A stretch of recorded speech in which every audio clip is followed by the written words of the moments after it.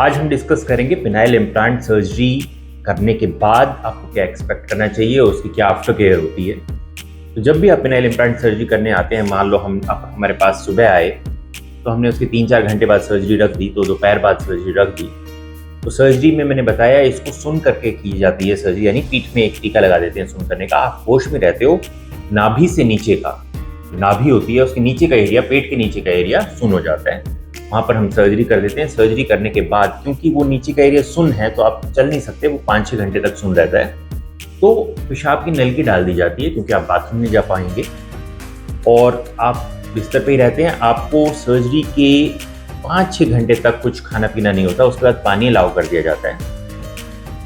आप रात को सोएंगे आराम से, ग्लूकोज चलेगा, ग्लूकोज में जो मेडिसिन लेनी है वो मेडिसिन चलेगी, एंटीबायोटिक, पेन किलर, और अर्ली मॉर्निंग आपका वो कैथेटर को आउट कर दिया जाता है, कैथेटर को निकाल दिया जाता है, आपको ब्रेकफास्ट दे दिया जाता है और आप खाना खा लेते हैं। उसके बाद आप अपने घूमें, अपना मोबाइल देखें और इधर आप ज़्यादा पानी पीने को कहा जाता है, ज़्यादा पानी पीने को एनकरेज किया जाता है क्योंकि जितना ज़्यादा पानी पिएंगे उतना ज़्यादा पेशाब आएगा और उतने ही जल्दी जो पेशाब की नलकी के इफेक्ट्स होते हैं, क्योंकि पेशाब की नलकी डालने के बाद थोड़ी सी जलन पेशाब के रास्ते में होती है, तो जब पानी पीते हैं तो वो जलन हट जाती है। उसके बाद आपको खाना वाना, उस दोपहर का खाना, रात का खाना, और सुबह एंटीबायोटिक डोज, रात को एंटीबायोटिक डोज, और बीच में अगर दर्द है तो पेन किलर भी चलते हैं। उससे अगले मॉर्निंग, ये हम इसलिए रखते हैं एक दिन क्लिनिक में, जैसे सर्जरी हुई अगले दिन पूरे दिन आप अपने बेड पे ही रहेंगे, मतलब अपने रूम में रहेंगे। उससे अगली मॉर्निंग को आपको ब्रेकफास्ट दे के, अगर आप बहुत दूर से आए हैं, और फिर आपकी बैंडेज को चेंज किया जाएगा, यानी सर्जरी के लगभग 48 घंटे बाद पहली बार बैंडेज को चेंज किया जाता है।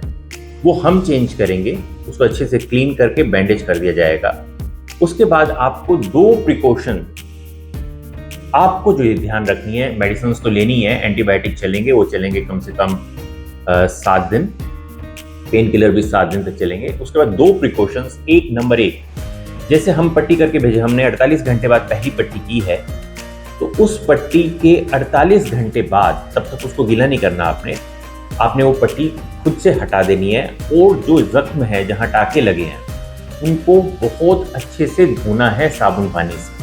ये बहुत इंपॉर्टेंट स्टेप है। उस एरिया को आपने गंदा नहीं रखना, ये नहीं सोचना कि साबुन पानी से कहीं इन्फेक्ट ना हो जाए। साबुन पानी से इन्फेक्ट नहीं होता, उससे क्लीन होता है। किसी भी एरिया को क्लीन करने के लिए हमें साबुन और पानी की जरूरत होती है। नहाते हैं तो क्लीन होता है ना, उससे हम गंदे कोई ना हो जाते। इसी तरह जख्म पे भी एक भ्रांति है जो नीम हकीमों ने फैला दिया कि पानी गिर जाएगा तो पक जाएगा। ऐसा नहीं मानते मेडिकल साइंस में, ऐसा नहीं होता।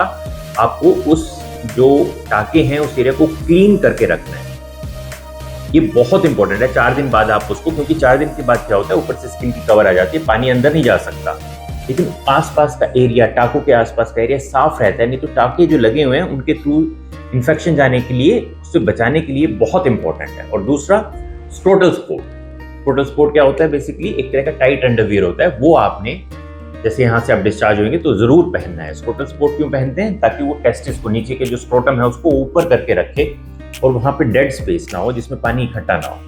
तो ये बड़ा इंपॉर्टेंट, और सोजिश कम होती है उससे, सोजिश जल्दी उतरती है, पेन कम होता है, सोजिश जल्दी उतरती है। और वहां पे जो स्क्रोटम है उसमें कई बार अगर उसको नीचे लटका रहता है तो वहां पे कुछ फ्लूइड कलेक्शन हो जाती है, क्योंकि अंदर तो रॉ एरिया है ना, कच्चा है अभी जख्म, तो इसलिए ऊपर रहता है तो वहां पे कुछ इकट्ठा नहीं होता। तो ये 2 चीजें आपने ध्यान रखनी है। एक, उनको अच्छे से पानी साबुन से धोना है। बहुत से लोग कहते हैं कौन सा साबुन यूज करें। देखिए, आप कोई भी साबुन यूज कर सकते हैं, ऐसा जरूरी नहीं कि आप डिटोल यूज करें या कुछ ऐसा करें। जो भी साबुन से आप नहाते हैं उसमें बैक्टीरियोस्टैटिक यानी बैक्टीरिया को धोने की क्षमता होती है, आप उस साबुन को यूज कर सकते हैं। 10 दिन तक आप एंटीबायोटिक लेंगे, 10वें दिन टाके घुलने वाले होते हैं, लेकिन मेरी राय है कि अगर आपके आसपास कोई इन टाकों को काट सकता है, कटवा सकते हैं, तो जरूर कटवा लें।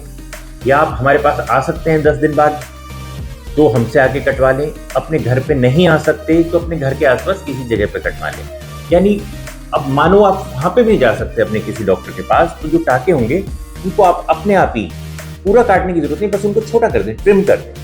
तो ट्रिम करने से भी ये हो जाता है कि वो जल्दी से टूट जाते हैं, खुल जाते हैं मतलब, और बहुत दिन तक स्किन में नहीं लगे रहते। लेकिन राय मेरी यही रहती है, हालांकि टाके घुलने वाले होते हैं, लेकिन टाके को घुलने 20-25 दिन लग जाते हैं, तो अच्छा है कि आप उन टाँकों को भी खुलवा लें किसी भी डॉक्टर से जाके। कोई उसमें कोई खास स्पेशलिटी नहीं है, आप कहें कि मेरे को जी टाँके लगे थे और आप इनको खोल दो, तो 10 दिन बाद वो टाँके खुलवा लेने चाहिए और साबुन पानी से इसको क्लीन करते रहना चाहिए।